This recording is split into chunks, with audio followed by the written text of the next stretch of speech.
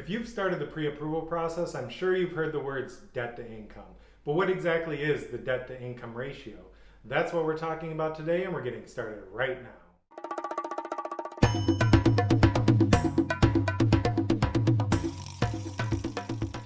Thanks for joining. I'm Jonathan Schultz. I'm a local real estate agent here in Los Angeles County with Rodeo Realty. We post new videos here every Wednesday about real estate and the local area.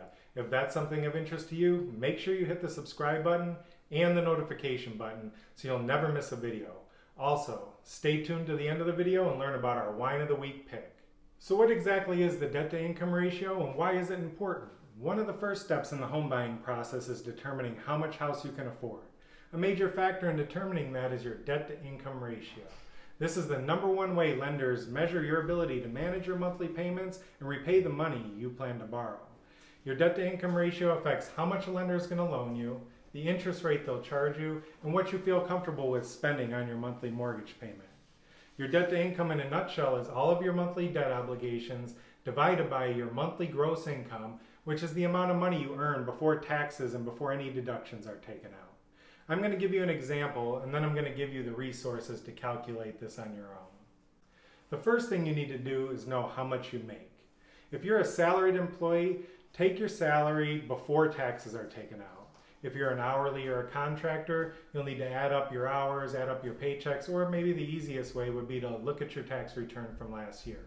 Whatever you make on a yearly basis, you divide that number by 12, and it'll give you your monthly gross before any taxes are taken out.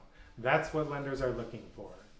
So I'm going to give you an example of someone making $75,000 a year. I'm going to divide that by 12, and that's going to equal $6,250 a month, and that's going to be our monthly gross income here.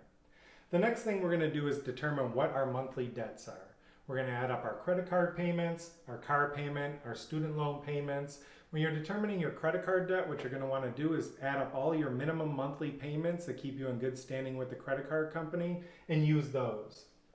For our subject here, he has an American Express card bill of $100 a month. He has a car payment of $300 a month, and he has a student loan of $200 a month. So that's going to give us $600 in total debt. If you take that $600 and you divide it by your gross monthly income of $6,250, currently they have a debt to income ratio of around 10%, which is good, but they want to buy a home.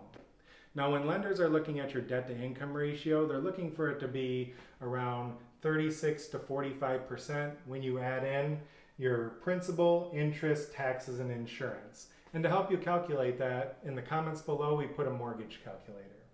So for example, we're going to use, our subject's going to want to purchase a $500,000 house. They saved up enough money to be able to put 20% down. So they know that their payment, or their principal, their interest, taxes, and insurance are going to be around $2,200 a month. So now what we're going to want to do is take that $2,200, add in the debt here, so you're going to do $2,200 plus $600.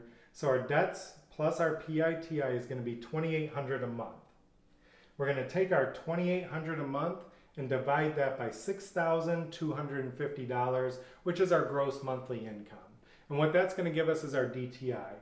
Your DTI is going to be right around 44.8%. So 44.8% falls between that 36 to 45%, so a lender would most likely approve this loan. If this subject wanted to buy a more expensive home, or let's say you wanted to buy a home in a community that maybe had a homeowners association fee, a lender would probably ask him to maybe pay down his credit card, maybe pay off his car, or pay off his student loan to be able to approve him for that loan. Even if the lender approves you to your max loan amount, what you need to do is determine if you can comfortably afford those payments every month. If you're someone that likes to travel, eat out a lot, or you have an expensive hobby, those expenses aren't included. So make sure you have sat down and really looked at your budget. In the comments below, I included a debt to income ratio calculator as well as a mortgage payment calculator so you can look at your personal situation. Remember, the different loan products have different debt to income limits and different lending criteria, and the same is also true for the lenders. So it's important that you look at all your mortgage options, talk to multiple lenders, and choose the loan that's right for you. If you need a recommendation or have any questions, please reach out in the comments below. All of our information's in the comments below, and we would be honored to help you with your next real estate transaction. We're going to close out our Wine Wednesday with our Wine Wednesday Wine of the Week. And this week's wine is a Merlot from the Merwood Vineyards in Monterey County in the great state of California. Thanks so much for tuning in. I look forward to seeing you back here next Wednesday. Cheers.